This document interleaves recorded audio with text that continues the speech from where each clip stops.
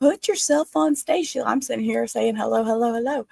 Well, I know I'm back. I know I'm back. This was a hearing I had watched, and I was impelled to bring it to you for the simple fact of at the end, at the end, at the end of the day, the very last comment, one of the children that were taken, hey TCN, one of the children, the lives that were taken, the only child's life that was taken, went to a school. And I know this is just me doing a pop-up, but this caught me, and this is why I wanted to do it. This person, who is a superintendent of the school, please take a moment to hug your children and remind them how much they are loved. Encourage them to be especially compassionate and supportive of their classmates, as you never know what someone else is going through. This got me. This pulled me in. So I want to do this. It's about the children. It's about your loved ones. Stop. Take into consideration other people. I don't know what's going on with this world. It's bugging me. So here I am. This was just something that jumped out at me, and I can't help but to talk about it. This woman, bless her heart, this was over Labor Day weekend. This last weekend, there was a double murder in Hazel Park. This is in Detroit, Michigan. This man took his sister and nephew's life. Brother of a Hazel Park woman is now facing murder charges after he allegedly killed both his sister and nephew. Ladamien Keith Hill, 43, charged with 2 counts of first-degree murder for the September 1st death of 40-year-old Linda Hill and 12-year-old Kardi Jackson. Linda Hill was his sister. Kardi Jackson was his nephew. This is crazy. It has to stop. There is something seriously wrong, and I don't know what it is. But people reach out. This is so upsetting to me. Disturbing new details. Hazel Park police say they first identified Ladamien Hill. Let me change the screen to where it's all bigger. Ooh, I don't like that screen. Let's go to a different one. Okay, right here. Okay. They first identified Ladamien Hill as a suspect after he entered the home on Berdeno Street once law enforcement had finished investigating the property. So what happens, they finish investigating, they release the house back to the family. This man comes back. I think it was the next day. He came back. He got naked, laid in his sister's bed. What the fuck? I'm sorry, excuse my French. What is wrong with these people? I don't understand. I don't get it. I don't get it. I don't get it. Officers spoke to Linda Hill's. I'm going to take this media thing off because that way y'all can see better. Officers spoke to Linda Hill's uncle, who lived in the basement of the victim's home, told them he'd been living in the basement at the time of the murder.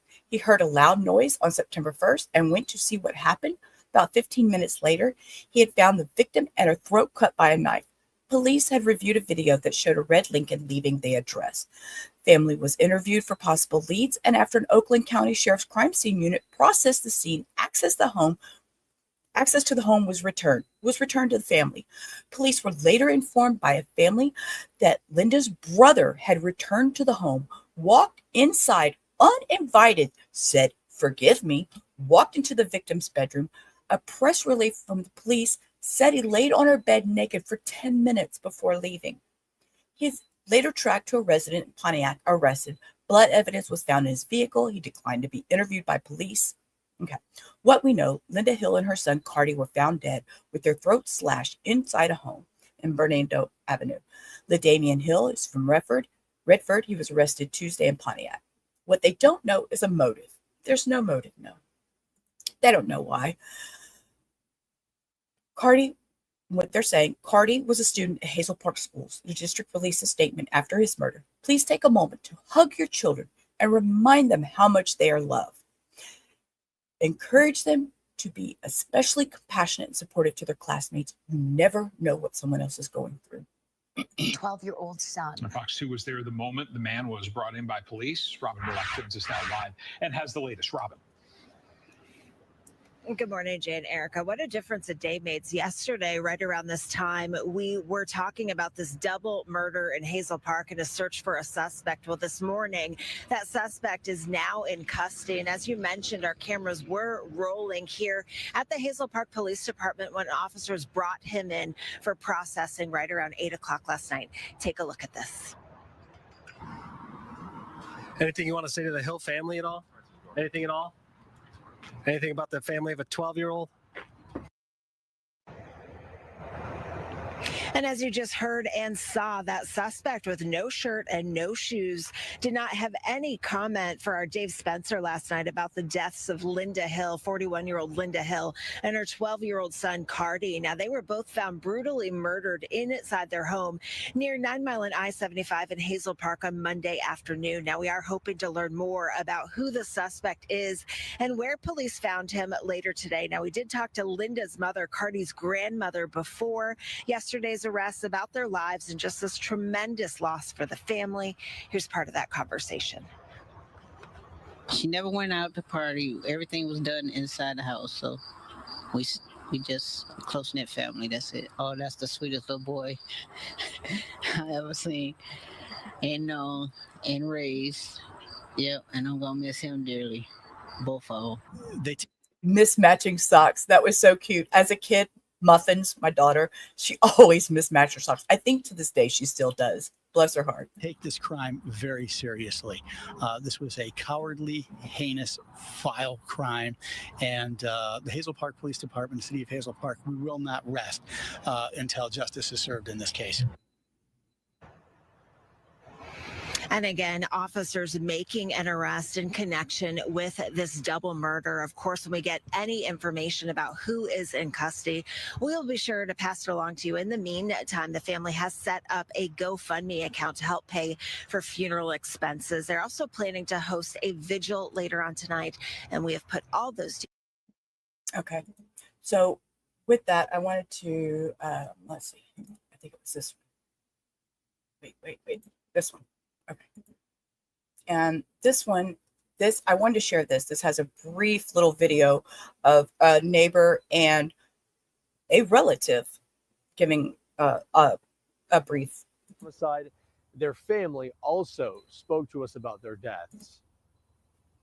A horrible situation because we live in a good neighborhood and they were very nice people. See them taking the child to school and, going to work. I don't even know what would make a person do something like this. It's messed up. Hazel Park police officers have yet to release the name of the suspect, but Okay, we do have the name of the suspect, and we also have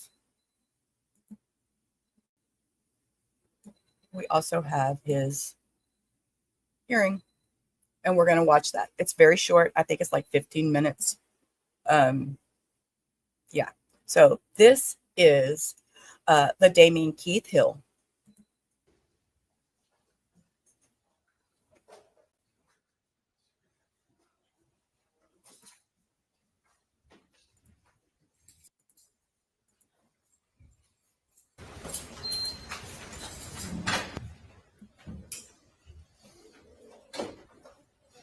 This is just a view of him. He sits there looking all pissed off for a few minutes, and we have to wait until they come in. And once they come in,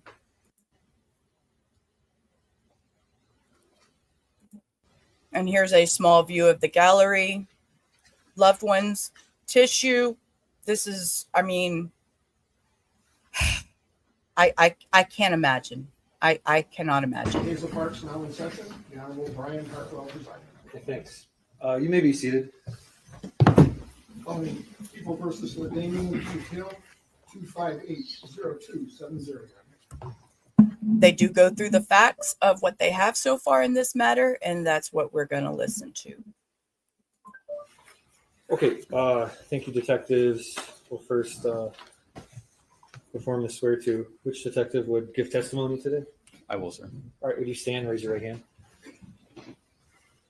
Do you swear or affirm testimony you give will be the truth and that you've reviewed the contents of the warrant and complaint and to the best of your knowledge, the information is complete? Yes, sir. Okay. Tell me your name. Detective Lorenzo Fragnoli. All right, what would you like to tell me? Thank you, sir. On September 1st of 2025, Hazel Park officers were dispatched to 23084 Berdeno, which is in the city of Hazel Park, county of Oakland, at approximately 4:15 p.m. Officers were met by the caller, Edward Hill. Officers located a female in the living room of that location, face down, covered in blood. Blood was also splattered on the south wall of the living room. Officers discovered the female, Linda Hill, to have a deep laceration to her neck. Officers subsequently located a young male, Kardi Jackson, in the rear of the home, also with a deep laceration to his neck. At this time, detectives were called in. A search warrant was authorized and executed on the Berdeno home. Oakland County Crime Scene Unit arrived on scene and collected biological evidence from that same location. A family began showing up at that time at the residence, and I spoke with Wakita Hall, who stated that she was on the phone with Linda at 2:22 p.m., and the call lasted approximately 46 minutes. Wakita advised that they were having a conversation, and the phone went silent. Wakita advised she heard nothing of concern at that time. A ring camera also was located across the street from that same location, which showed a red sedan possibly leaving 23084 Berdeno. A camera search of nearby businesses showed a red, older model Lincoln MKZ northbound on Berdeno at 3:09 p.m. That same camera shows the same car southbound at 3:17 p.m. A search warrant was authorized on Linda's phone, which revealed that Linda was on the phone with Wakita and then took a call from someone named Andre, later determined to be DeAndre Davis. Once the forensic team was done processing the location, I entered the home and searched the residence with Detective Porter. Linda and Kardi had severe and critical lacerations spanning the whole length of their neck. Once the search was completed, detectives returned to the station, and at approximately 1:44 a.m., I spoke with Dwight Hill, who stated that he was the nephew, and he stated that his nephew, Ladamien Hill, showed up to the house naked and laid in Linda's bed and asked for forgiveness. Prior to this, the family had been trying to reach Ladamien with negative results. Dwight advised that Ladamien showed up to the house in a red sedan and left the location approximately 20 minutes prior to my notification of these events. The owner of the sedan at this time was unknown. Detectives continued to check area cameras to narrow down the direction of travel for that red Lincoln, which was tracked to westbound 8 Mile and West End. The Lincoln was then picked up on flock cameras and provided a plate for that vehicle.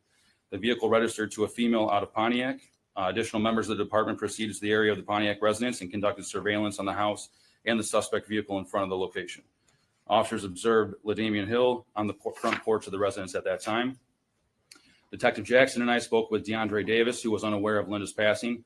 DeAndre stated they went on a date the day prior and texting the day of the murder. DeAndre advised he called Linda, which was confirmed from her call log, at approximately 2:51 p.m. and lasted until 3:17 p.m. DeAndre advised that Linda stated her brother was at the location and she had to go. The call was then ended. That time frame correlates with the times from area businesses that the red sedan was located in the area. Due to the fact that the call was ended and the area businesses caught the sedan southbound on Berdeno seconds later, this indicates that the killing of Linda and Kardi happened almost immediately upon Ladamien entering the home and DeAndre ending the phone call with Linda. At this time, I authored a search warrant for the residence in Pontiac. Oakland County SWAT was notified and executed the search warrant and took Ladamien into custody without. I'm disgusted by his little quirks and reactions. It really irritated me when I was watching this just a little bit ago. He has no care, no empathy. I don't know what's going on. We don't know what provoked this. There's nothing there yet. So I'm sorry. I didn't mean to interrupt. I'm just aggravated. Even entering the home and DeAndre ending the phone call with Linda.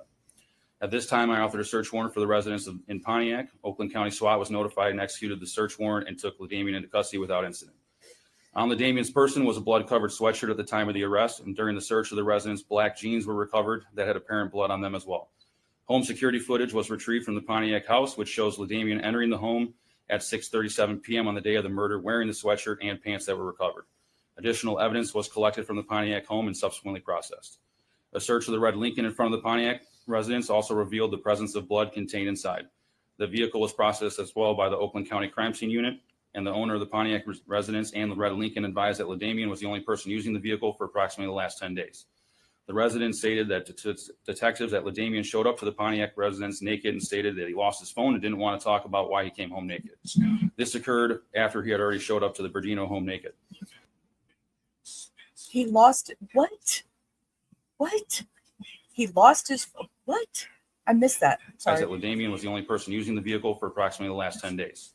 The resident stated that detectives at Ladamien showed up to the Pontiac residence naked and stated that he lost his phone and didn't want to talk about why he came home naked.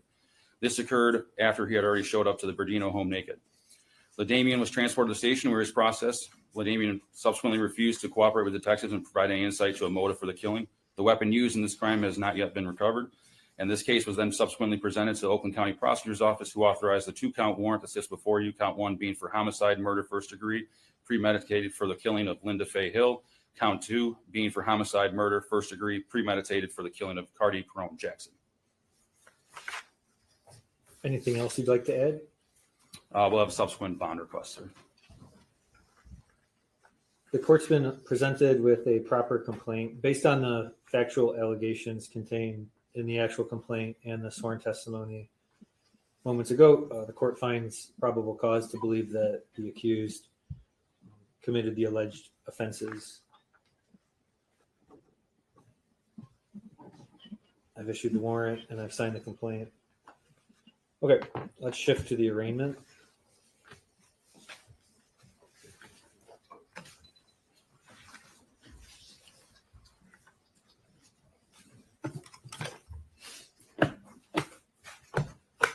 I don't know why they didn't move him to the table before they started all this, but okay.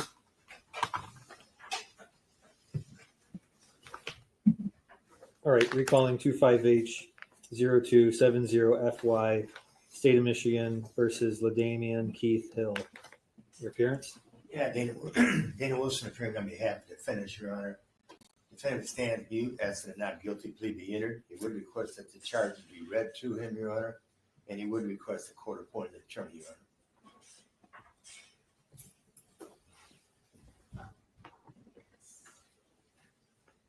Are you Ladamien Keith Hill? This is your arraignment.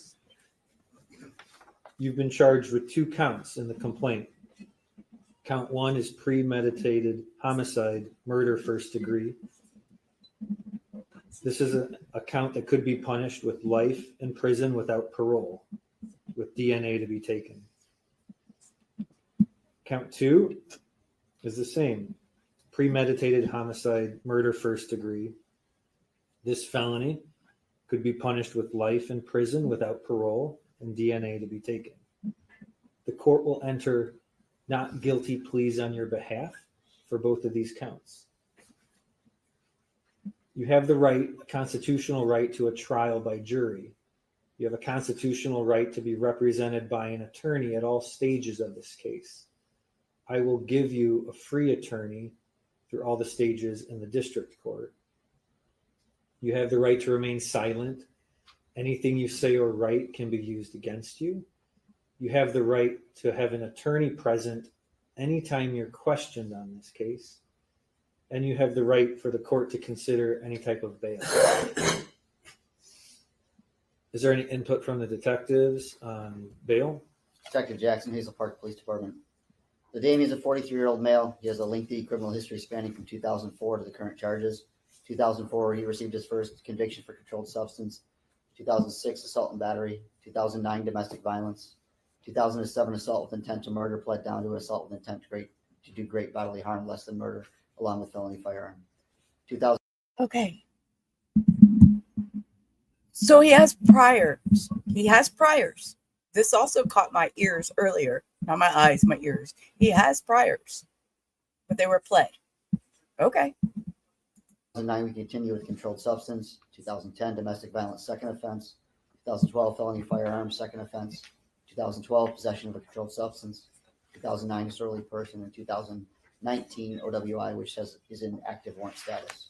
An MDOC report also showed that Ladamien served his maximum time on his last prison sentence without parole and without improvement. Ladamien has 2 outstanding arrest warrants in lien, failing to appear on the court orders.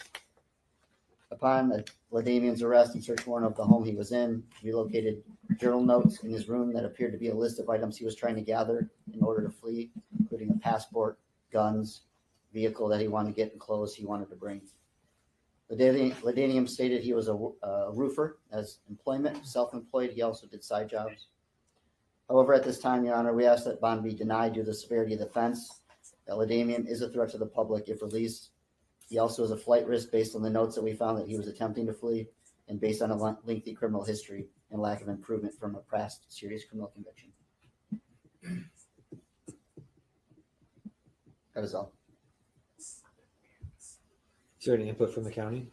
Yes, thank you, Paige Carver, for the record. I did speak with the defendant when he was in Wilcox in the Hazel Park Police Department. I did speak to his child's mother as well to verify information. He is 43, single. He has 7 children. He does live with his child's mother at the Redford address. It was confirmed he's been there for the last 6 to 7 years with their minor child. He's been working in roofing since 2016. He declined to answer substance use questions. However, it was stated to me that he may use alcohol, marijuana, and occasional pills. He did not report any mental health concerns to me, nor did his reference. At the time of arrest, he did have active bench warrants. He does have a lengthy criminal history. He does have prior convictions of violence and weapons offenses. The deceased victims in this matter are Linda Hill of Hazel Park, 41, who is his sister, and her minor 12-year-old son, who is the defendant's nephew. I did not find any prior contact with them in Clemens. He did not live with the victims of this matter. Based on the serious nature of the offense and the allegations that surround this matter, and the defendant's past violent convictions, there are no conditions or combination of conditions that will assure his appearance in court or mitigate the danger to the community at large. Per MCR 6.106, the court may deny bond solely on the offense of murder. Therefore, pretrial services is respectfully asking that bond be denied in this matter today. Thank you. Thank you. Counsel, do you have any input on the issue of bond? Just briefly, Your Honor, the defendant, he is working, so he's a roofer by trade, makes $600 to $700. He's not on probation, he's not on parole. And he's had stable residence on Glenmore and Redford. So he does have, like I said, stable residence. I realize it's a very serious crime, Your Honor. The only thing I would ask for is an original cash bond.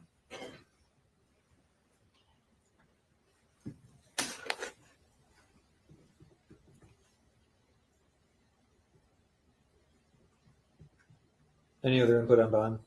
No, sir. Anything else, counsel, on bond? Nothing. Okay. When a court is setting bond, it's trying to answer several questions. One, if you're released, are you a danger to the community? And 2, what's the likelihood of you returning to court? None. Based on what I heard from the detectives, I am worried about that you may be a flight risk. The court can look at other things, your history of convictions, your history of showing up or failing to appear in court. I could consider the seriousness of the charges. These are as serious as it gets. I'm a little bit concerned about your failing to appear in court in previous cases. Yeah. But the easier answer for me is MCR 6.106, which denies your release entirely because you've been charged with murder. So my decision to deny release and deny any type of money bail is based on that court rule. So you have no opportunity to be released. Your release is denied. Obvious conditions, no criminal activity, don't break the law, no violent or threatening behavior. Appear in court, the sheriff will transport you to court hearings. We have to schedule several hearings now. Because it's a felony, you have a right to have a probable cause conference and a preliminary examination. And if you're in the district court that long, because I denied your bond, you have a right to have another bond hearing within 90 days. Your Honor? Yes, sir. I don't know. Did you read all the charges to the defendant? I read counts 1 and 2. Are there any other counts? No, sir. Okay. Just Yes, want to sir. make sure you read all the charges. Okay. Okay. Thanks for asking.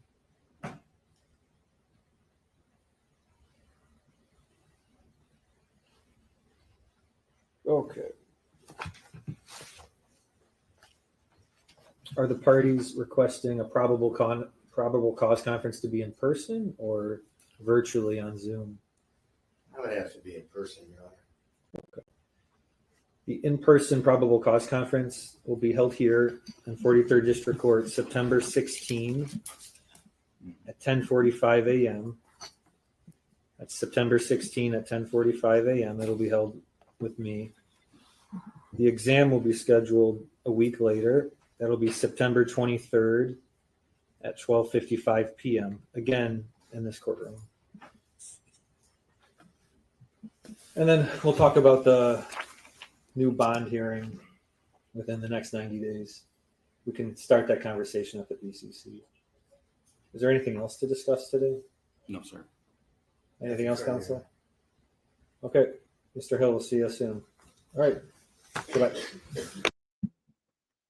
Okay, with that, I want to leave with this. This was part of the vigil. That's tomorrow. That's as early as we could hear charges being announced, which means we would get the name of the suspect and be able to cross-reference what the family said and be able to confirm or deny that this, in fact, was Linda's brother. But we still have to wait on that. We know last night was that balloon release, was that vigil to honor those lives of Linda and Kardi. We spoke to various family members who said they absolutely loved Linda. They loved Kardi. Kardi loved sports. They said both Kardi and Linda could light up a room anytime they walked into it and said they wished they had more time to spend with them. The story goes, according to Hazel Park Police, that they responded to a call of an unresponsive woman on Berdeno Avenue near 9 Mile Road and I-75 around 4:15 Monday afternoon. When they arrived, as we know, the unresponsive woman now was Linda. She and her 12-year-old son, Kardi, were found dead in their home with what police said were trauma-based injuries. The suspect's name has not yet been officially released, but the family had a lot to say during their remembrance of both Linda and Kardi. By looking at the house and how everything was, they both fought hard. I didn't expect that to happen on Labor Day. Everything was cool on Labor Day. And with that, I will leave you. It may seem cool. You may seem like everything's okay. But you don't know. You don't know. With that, I want to leave you all with those last few words that the superintendent for the school said. Please take a moment, hug your children, remind them how much they are loved, encourage them to be especially compassionate and supportive of their classmates, as you never know what someone else is going through. We don't know what they were going through.